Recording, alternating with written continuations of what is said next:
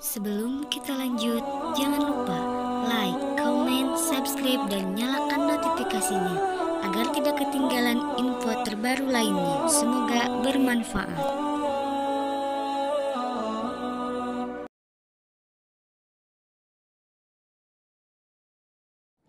Lalu bagaimana Ustaz dengan ente dulu di pendeta? Oh, bedanya langit dan bumi. Di pendeta, perhatikan saja, kalau orang Kristen hari Minggu tidak ke gereja, hanya dua.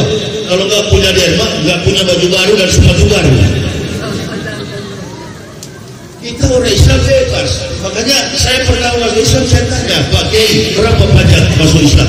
Oh, nggak ada pajak, Pak. Begitu masuk Islam, Allahu Akbar, gampang. Tiap hari bisa jumpa dengan Tuhan. Kalau di Kristen seminggu sekali, hari Minggu pakai sepatu, pakai baju baru, nyanyi, ditanya pingsan, tanya pendeta kenapa? Oh, lagi kepenuhan Roh Kudus. Enak sekali. Hari Minggu pagi tengok ke bawah begini, cuci mata saya. Karena ibu-ibu kan gak pakai mukena begini nih. Kalau masuk gereja baju satu kali, roknya pendek. Jadi pendetanya cuci mata ke bawah. Allahu Akbar. Tengok ke bawah, lihat ke bawah. Pas saya memang malam nasib saya, bukan di Manado, saya di Papua. Apa yang saya lihat?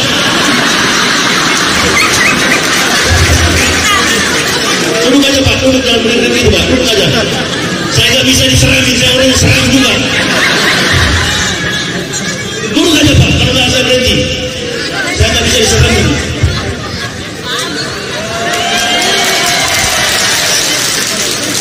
Karena saya orang mau juga Pak.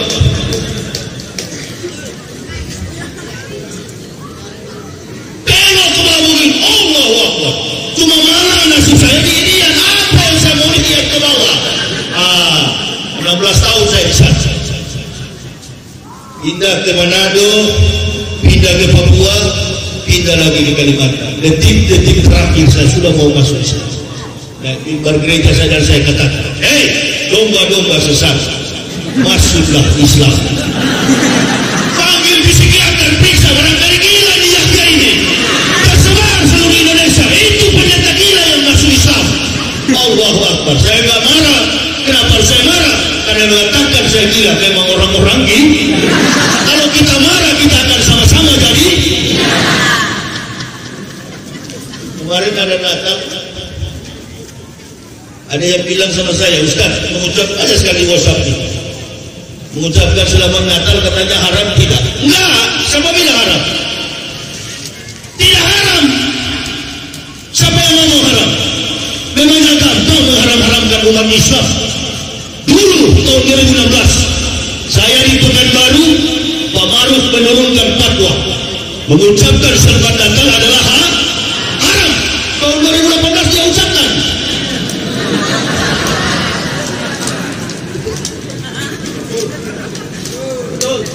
Pendeta Dr.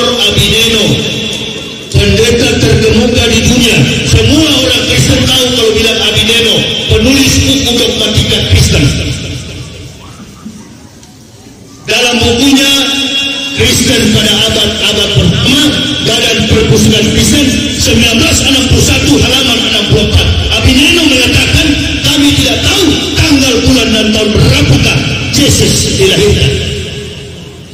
Semua pendeta sebenarnya kalau jujur tidak tahu tanggal, bulan, tahun berapa. Karena tanggal 25 Desember itu adalah hari kelahiran anak dewa matahari. Jadi kalau ibu bapak ikut-ikutan sebut Natal, selamat Natal, selamat Natal, bukan haram. Sama-sama goblok dengan kafir itu. Haram tidak. Ada jemaah saya datang ke saya, Ustaz, saya tiap tahun, saya orang Jerman Kristen. Setiap kali perayaan Natal saya diundang beli sambutan. Saya Muslim. Apakah boleh Ustaz? Boleh. Karena ente pura-pura seriawan. Ente belajar ikro enggak? Belajar. Nah itu nun. Natal nun. Ente ganti go. Pak, ente ganti go. Jadi kalau disuruh mengucapkan Natal pura-pura seriawan. Kalau hari Gajah dan tahun Arab.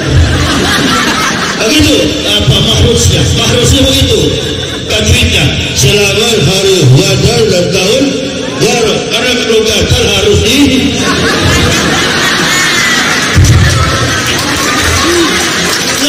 tidak bilang haram, nggak ada yang haram. Ini bangsa ini sudah terbiasa jilat ludah muntah dibuang dijilat lagi. Sudah terbiasa bangsa ini. Makanya ente kalau jadi DPR jangan begitu ya. Ini sudah mau pilih ente semua ini. Amin ya robbal. Kalau sekali perjuangkan Islam, perjuangkan betul-betul. Kendati dipecat dari partai politik. Jangan udah duduk nanti lupa ya Ustaz. Ayah, jangan nanti duduk. Itu Mega yang bilang. Merah Mega yang bilang. Apa Mega, warna merah itu Mega. Assalamualaikum enggak? Assalamualaikum. Assalamualaikum. Mega warna merah. Kata Haji Saudi, Ibu Mega juga jangan nyinggung-nyinggung umat Islam. Ya, kebetulan namanya Mega. Ibu juga jangan suka musuhi umat Islam ya, Bu Mega ya. Jangan juga ibu ngomong tidak butuh suara umat Islam, jangan ya Bu ya. Jangan, karena orang kafir pun politikus butuh suara orang Islam. Tadi Haji sudah bilang, Haji Saudi bilang apa? Spanduk dicuri, nggak apa-apa, ente curi saja itu spanduk. Tapi semua yang ada ini adalah sentuhan kekuasaan Allah. Tanpa spanduk pun teriak aja ustaznya yang mau datang dia semut itu. Allahu Akbar. Allahu Akbar. Jadi jangan gitu ya Bu Mega ya.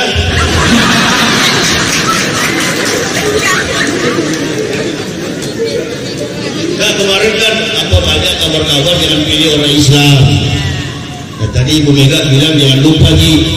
Jadi balas juga ke beliau ya. Makanya juga jangan lupa, jangan ngomong tidak butuh suara orang Islam. Padahal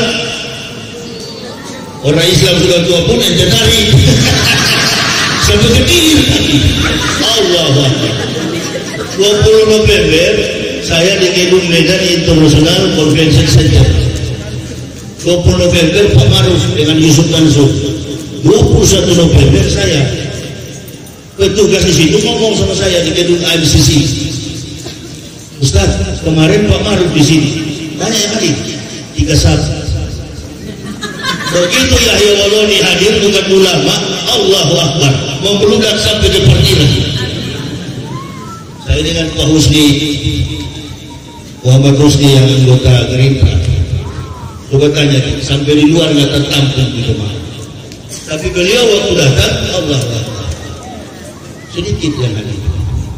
Ini kata Nabi, ihzaro salasa asnafin minanasi wa waspadalah dengan 3 golongan manusia di antara kamu. Yang pertama al-ulama'ul mufid, ulama yang lalai.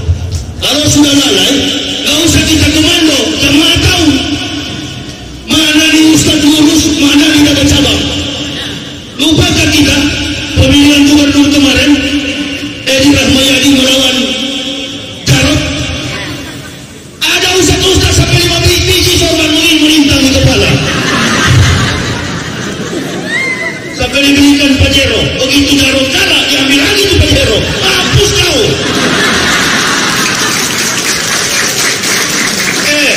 Orang Melayu, saya orang Manado pakai falsafah hidup orang Melayu, lebih baik mati berkarang tanah daripada hidup bercermin bangkai.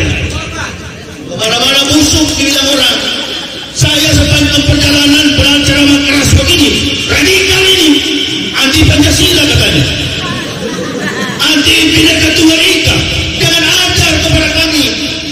Kami tahu semua referensi Pancasila adalah Al-Quran. Al-Quran adalah referensi, realita, kompetensi daripada kandungan Al-Quran. Jangan diajar. Saya belajar dulu. Kalau saya masuk Islam, bukan orang Islam yang Islam dari kami sekeluarga. Enggak. Allah yang beri petunjuk. Begitu Allah kasih petunjuk, $13.000 dari Jerman tiap bulan. Goodbye. Ini kita baru dipancing 1-2 miliar. Dan tadi-tadinya dengan ulama, innalillahi. Jadi bajingan ikut semua. Jadi padahal kawanan ustaz, ulama, al-ulama'ul qabilun. Ulama yang lalai. Makanya ada pertandingan, ada pemain, ada wasit. Nah, siapa wasit? Diwamut dunia di arba'at yasa. Tertibnya dunia bergantung kepada 4 perkara. Yang pertama, bi ilmi ulama'i, ilmu para ulama. La ilma ulama'i lahanaka jahilun. Kata Nabi SAW, tidak ada ilmu para ulama, maka binasa orang-orang bodoh. Siapa orang-orang bodoh itu? 60% masyarakat Indonesia hidup dalam ketidakmampuan intelijensi. Makanya jangan heran 2014 Pak Jokowi kemarin jadi presiden. Kenapa? Begitu masuk gorong-gorong, lurus kaki kita ini cocok jadi presiden. Nah, artinya apa? Kecerdasan intelektual kita akan ditanyakan oleh Allah. Lakas samu kurma abdin yaumal qiyamati min baini yadayillahi ta'ala hatta yus'alu an arba'at yasa. Tidak beranjak bagi seorang hamba dari pelataran kiamat kecuali dia ditanya 4 perkara. Yang pertama, an umri fima afna, umurmu dengan apa? Wa an jasadihi fima ablahu, jasadmu dengan apa kau rapuhkan. Dan yang ketiga ini paling bahaya, wa an ilmihi wa amila bihi, ilmumu untuk apa kau gunakan. Ini orang-orang ini kalau kita nonton di TV Indonesia Liars Club dengan tema masjid radikal. Ini nanti saya pulang langsung dicap radikal masjid radikal. Kalau Agus Muhammad tinggal di Medan, jadi di situ ada Tengku Zulkarnain, ada Haikal Hasan, ada Ngabulin, ada juga satu yang mukanya pucat-pucat itu, si siapa? Agus Hidayat yang mengadakan penelitian. Ternyata katanya di Jakarta ada 41 masjid terpapar radikalisme. Dari penelitian apa? Penelitian orang khotbah. Nggak usah khawatir, saya ini yang suka tuduh orang Islam dulu. Ketemu orang berjenggot, saya katakan ini komplotan teroris. Orang Kristen di luar sana baru belum seberapa dengan fanatisnya saya. Tapi setelah saya masuk Islam, subhanallah, nggak ada orang Islam itu pengkhianat bangsa, apalagi mengkhianati agama.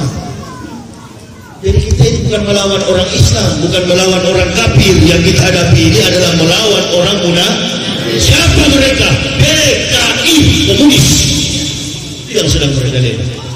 Tentara dan polisi sudah berebut di negeri ini. Ada 100 sekian banyak buku-buku PKI. Masih ada juga yang bilang. Dulu Pak Jokowi ngomong, kalau ada PKI, saya yang lebih dulu gemuk. Ini sudah ada yang mengaku. Kenapa saya gemuk?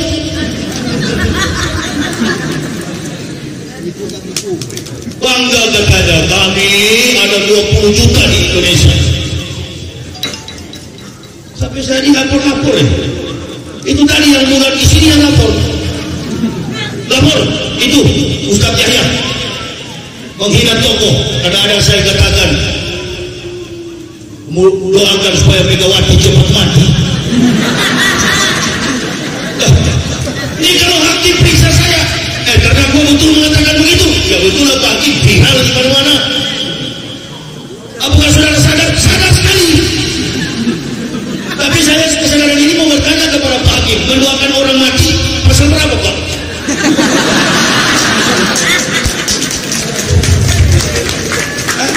Kalau di kami Pak, Islam sebagai pendakwah diajarkan oleh Nabi saya Muhammad sallallahu alaihi wasallam, man da'ani zalimin bil batai faqad sawa an yusallahi fil ardi. Barang siapa mendoakan orang zalim umur panjang, maka mereka telah mendurhakai Allah di muka bumi. Jadi boleh Pak Hakim doakan, tapi jangan umur panjang, baik tepat mampus. Kenapa Bapak begitu dendam? Ya karena beliau mengatakan Islam ini ideologi tertutup. Satu, dan mengatakan ustaz-ustaz ini adalah peramal. Kok ustaz-ustaz lain tidak menyebut dia karena penakut? Takut di penjara, takut jangan ke penjara, mati di dalam Allah. Kalau saya takut 5 mobil yang mengikuti saya dari Jakarta, kematian itulah yang kami cari. Qadwatun fisabilillahi aw qahatun hodun minat dunya wa ma fiha. Berangkat pagi atau sore berjuang di jalan Allah adalah lebih mulia daripada dunia dan segala isi. Di kota Pinang sana ada tikungan begini. 3 bulan yang lalu saya dan istri anak lewat di situ jam 2 malam dalam keadaan mengantuk habis ceramah di Kisaran. Pulang saya mengantuk, melambung mobil yang muat ayam, kandang ayam, di depannya ada mobil muat sawit. Karena mobilnya lambat, saya mau melambung, nggak tahu saya di depan ada mobil dari atas bos Almahera warna merah. Nggak bisa menghindar, sebelah kot parit besar, nggak bisa menghindar. Istri saya teriak takbir, Allahu Akbar Pak. Saya nggak teriak apa-apa. Alhamdulillah berakhir saya di sini. Sopirnya brem tak tanya ke saya, wallahi dia berhenti seperti ada kepakan sayap yang menghadap 2 mobil. Sopirnya langsung keluar kepala begini, siapa bapak? Saya mengantuk, saya bilang mengantuk, saya habis ceramah.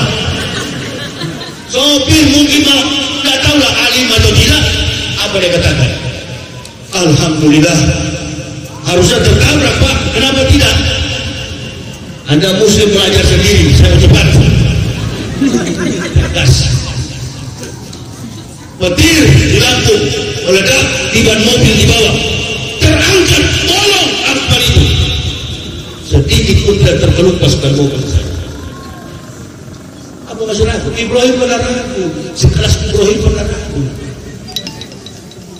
Buka nanti di rumah Al-Muqarrab 260. Ibrahim katakan, ya Allah, tunjukkan di hadapan saya engkau bisa membangunkan orang mati. Setiap malam kau hidup dengan saya, wahai Ibrahim. Masih ragu? Bukan ragu, ya Allah, tunjukkan. Kata Allah, carilah buat model burung, cincang dia, campur daging dan darahnya, tempatkan di atas 4 bukit, ambil. Berapa lama kemudian Ibrahim panggil, datang 4 burung itu dalam keadaan utuh. Semakin ibu bapak ragu dengan hal itu, semakin dekat dia dengan kita. Coba lihatlah, saya punya satu kesimpulan, orang yang berani mati adalah kafir di atas kafir, beriman di atas beriman. Itu yang berani mati. Yang takut mati di antara kafir dan beriman. Ini yang terjadi sekarang, baru dikasih jabatan. Umat ini bawa di mana? Bawa kemana nih umat ini? Kita duduk satu masjid, tapi saling curiga. Kenapa? Wasit yang tadinya wasit jadi pemain. Bi'ilmi ulama, yang kedua bi'adil umaro. Ini yang menentukan dunia. Akhirnya pemerintah. Di Al-Quran ada Ustaz, ada Qul amara rabbil qis wa aqimu wujuhakum inda kulli masjidin wa mukhlisina lahuddin kama ba'da akum ta'udun. Dan Tuhan memerintahkanku untuk berbuat adil ketika menghadap di Masjidil Waqf dengan mengikhlaskan ketaatan kepada Allah sebagaimana Dia telah menciptakan kamu, demikian kamu akan kembali kepadanya. Gak usah takut. Takut apa? Saya di pendeta dulu ada sopir pribadi, kemana-mana pakai sopir. Saya di 2 kilometer tentu gak pernah lelah. Jemaah sering bertanya, Ustaz, apa Ustaz sering ketemu orang-orang kafir? Mobil saya itu sudah berapa puluh kali ganti kaca mobil. Dulu waktu ceramah ke Manado, tapi sekarang orang Manado sudah 51% Muslim.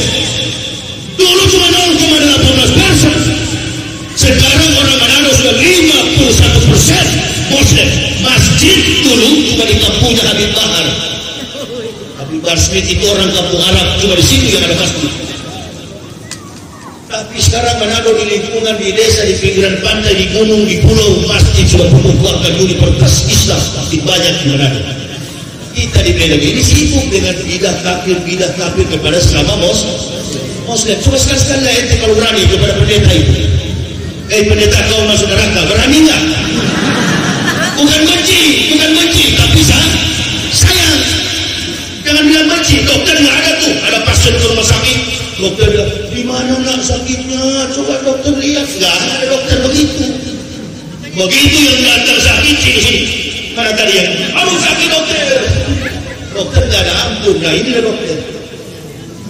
Ini nih Ustaz ahli surga yang begini.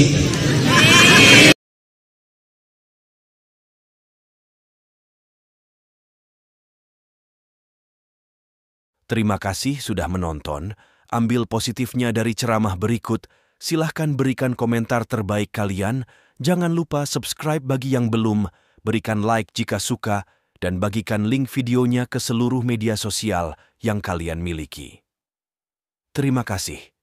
Assalamualaikum warahmatullahi wabarakatuh.